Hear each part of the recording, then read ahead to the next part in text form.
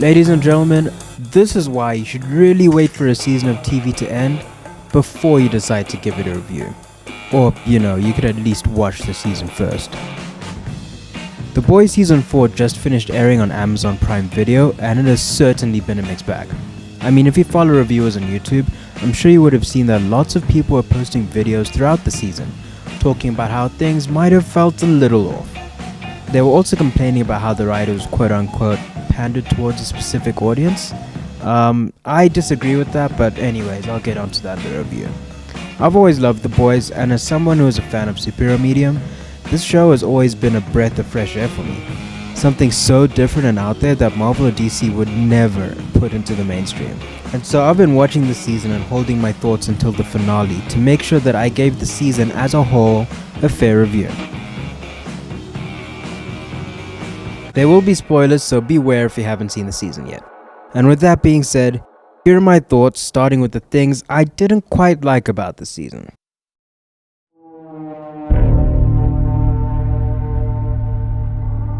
The Boys has always been a show that isn't afraid to lean into the gross and violent territory.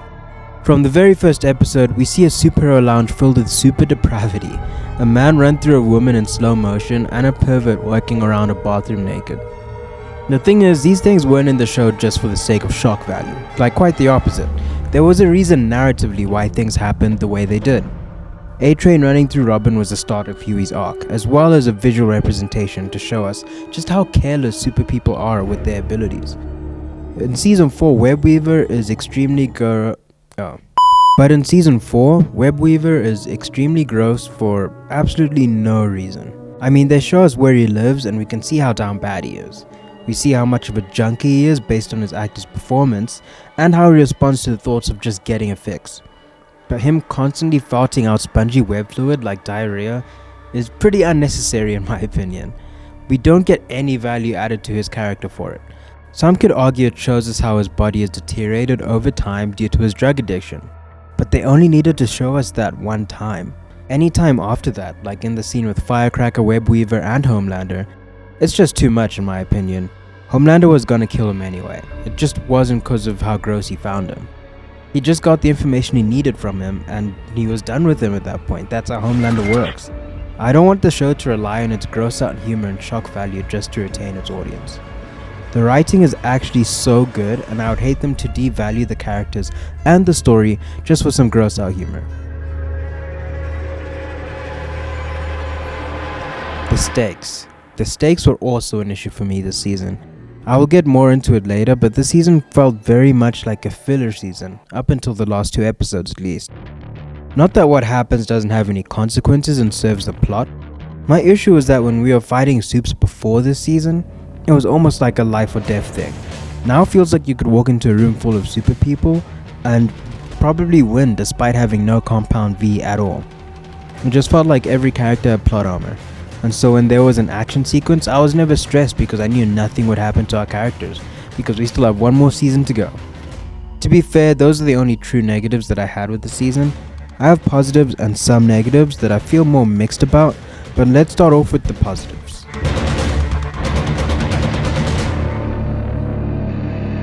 This season was all about the characters. The plot is there, don't get me wrong, but it really picks up plot stuff towards the finale. Everything until then is about growing our characters so they can be where they need to be by the time Season 5 comes around. Season 5 is also confirmed to be the final season, which is really awesome. I love the way that Annie was handled this season. Her worst enemy is herself. She can't forgive herself for some of her actions, and all that guilt and self-hate has manifested itself in her losing control of her powers. A lot of people call these arcs cliche, but I think if they serve a purpose narratively, it's completely fine. I love that she has to deal with her demons this season, and we see the full manifestation of that in the finale when she has to fight the Shifter. The Shifter looks like her, and that pretty much represents Starlight, the part that Annie hates of herself.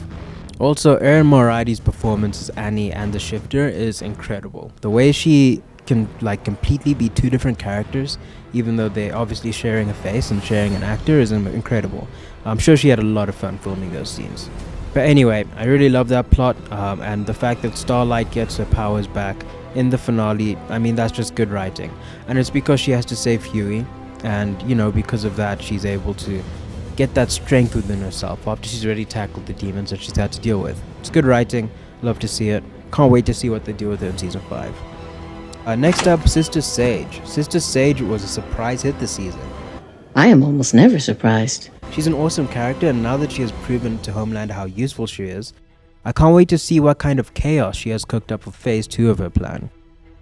Susan Hayward did a great job in this role, and I hope that she continues to get some big roles because of her performance here. I loved Butcher's dark arc here.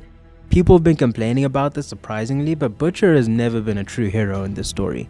Butcher has always been on the side of the boys to this point. I mean, he was the leader of the group for some time, but he has always only looked to either find or avenge his wife, and until the finale his only goal was to find and save Ryan from Homelander. His dark side was always there though. Butcher's true want and need to destroy and kill all Supes has always been in the back of his psyche, and now that he has the means for it and he has let the parasite take control of him, we have a brand new villain for the final season. Butcher's descent was always inevitable. The sad part is that he was so close to not going down that route, if you want to put it that way. But then Mallory had to pull a Mallory.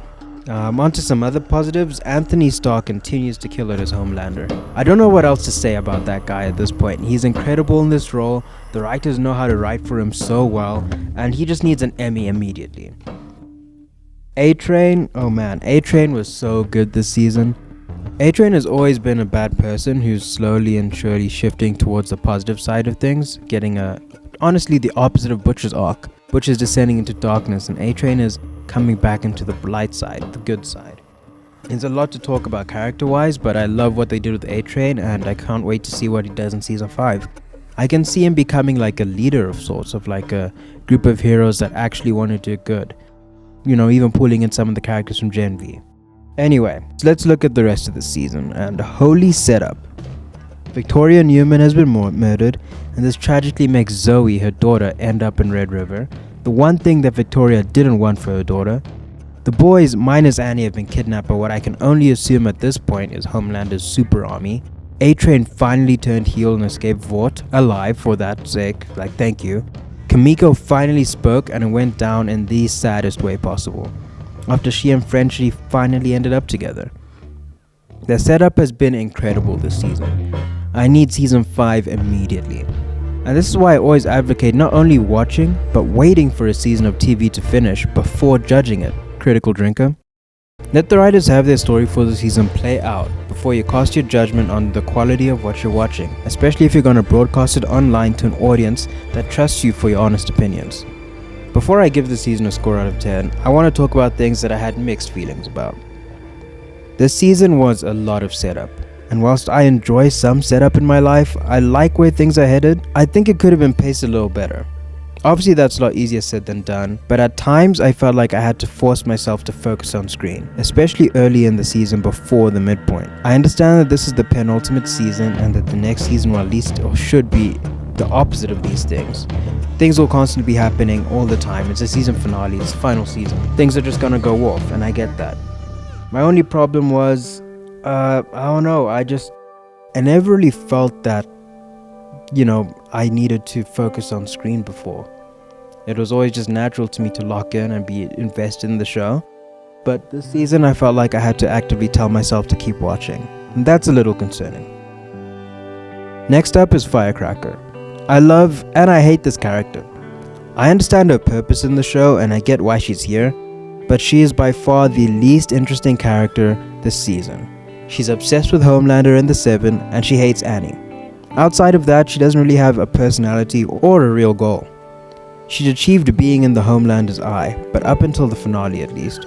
So hopefully next season she can surprise us a bit more and give us something more to chew on. Nothing against her actress, Valerie Curry does well with what she's been given. I just want more from the writers for her next time, because she would be a really interesting foil to Annie in the future. Alright, so those are my thoughts and opinions of The Boys Season 4. Overall, I enjoyed watching this season and I cannot wait for more. If you're interested in my thoughts for the previous seasons of The Boys, let me know and I'll be more than happy to review and even rank each season. But for now, this season gets a solid 7.5 out of 10 for me. The ending really brought things up for me, to be honest, and I absolutely love where they left our characters. Maybe we'll see some of them in season 2 of Gen V, which is currently filming as we speak. Other than that, have a fantastic day everyone. I'm gonna end things here. Thank you for watching, and I'll see you soon with a brand new video.